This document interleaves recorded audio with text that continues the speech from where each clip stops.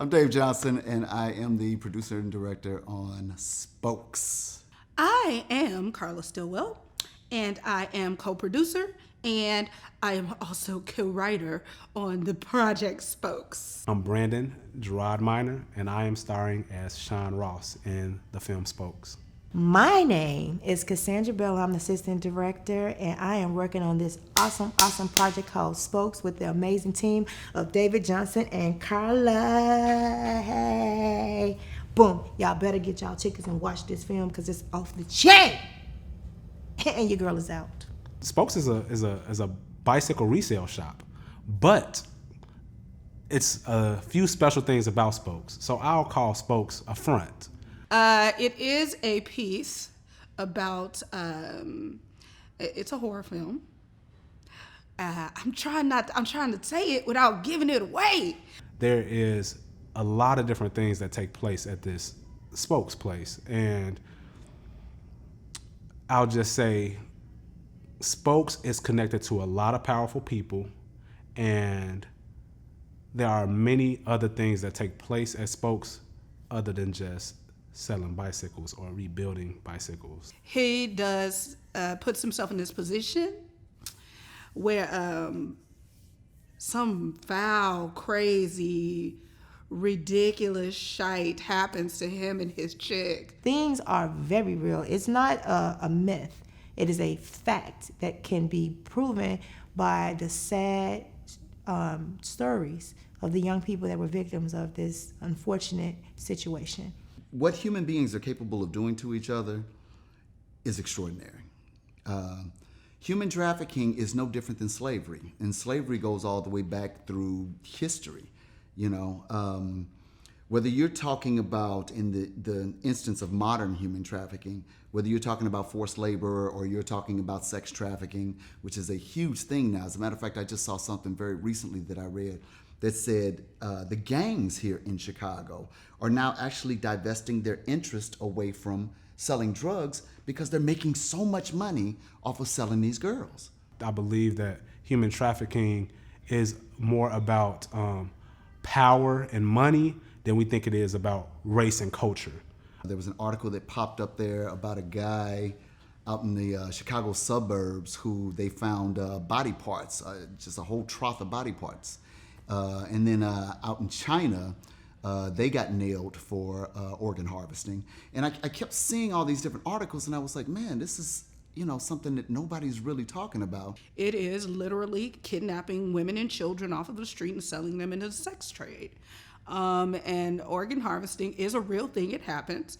People get snatched up and killed, and for their organs to be sold on the black market, because people with enough money don't wait for kidney transplants. A lot of people may not know that Illinois is a hub for sex trafficking. And I think there's a lot of myths and misconceptions with regards to that because victims are ageless. The new onset, which is the predatory behavior right now, is infants and toddlers. It's a new fetish that's out now because a lot of the teen girls are not as pure as a lot of the clients or Johns. We use the term John in juvenile and justice that they like. So now they want things authentically more pure. So babies and toddlers are the new fetish for sex trafficking right now. I know it has to do with people being sold, being traded, whether it be for sex, whether it be for forced labor, whether it be for their organs. And it's a 50, 100 and whatever amount of $1 billion industry. So to even try to get to stop this human trafficking thing, it's probably so many things to decode. It's probably so many powerful people that connect the dots that we don't even know about. We might see every day. We might not know who they are at all. Will it stop? I don't know. Maybe projects like this will bring awareness to it so that, maybe there's some political influence that can be brought about it, some social influence, some community influence, to where it's going to take humans to stop the kind of things that humans are doing to each other. These things that sometimes the people perceive because you don't want to face the dark reality that something this horrible can be happening. And so it's easy to pull, it's not real, it's not true. So I don't know why mugs don't think it's real, but this film will let you know how real it can get.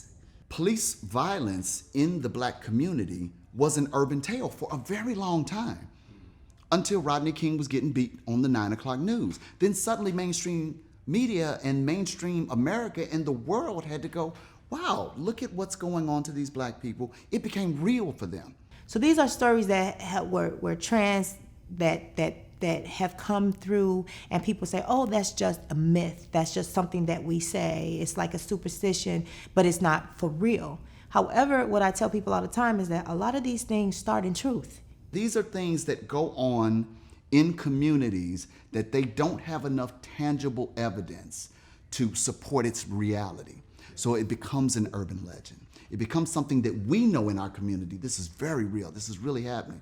There was over 32 women that were killed over the last 2 years here in Chicago. And we were talking amongst ourselves, and by we, I mean in the community, we think there's a serial killer.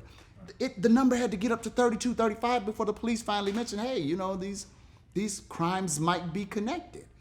And that's the same kind of thing. It's forcing awareness out into the world for things that we already know. Those are urban legends. People should watch this movie for two purposes. One, it gives you true horror. It's really suspenseful, and on top of it is great storytelling, because it's not just a story about these two young people. You fall in love with these people. Like, I literally was clutching my, as they say, my pearls, because I wanted what I wanted at the end. And I wanted so much for them to have the promise of their lives and their romance and their different scenarios that were going on within the characters. And it's just an amazing, amazing script. Just a beautiful story. And on top of that, it's informative. And that's what I love about this script. It's very educational.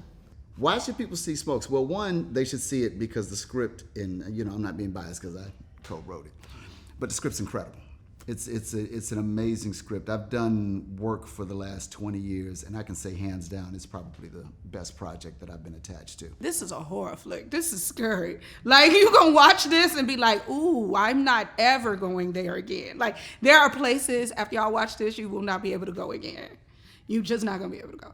You're just gonna like I have 2 doors in my house, and both of them will have deadbolts by the time we're done shooting this. And I know what's in the script. And I've already planned to change my locks, because these mugs won't get me. You can't have my kidneys. Spokes is actually the pieces that make the wheel go around. And the wheel is greed. The spokes that make that greed go around are a multitude of things. In this instance, it's human trafficking. So each of the characters that are represented in the movie are actually spokes in the wheel. Each one of them are a part of what helps to make this money-making machine go around. You need a victim. You need someone to facilitate it. You need someone to carry it out. You need someone with the legal background to make certain things happen, the political background to make certain things happen. So each one of them become a spoke in the wheel for this human trafficking. Yes. Yeah. So it's a metaphor for it.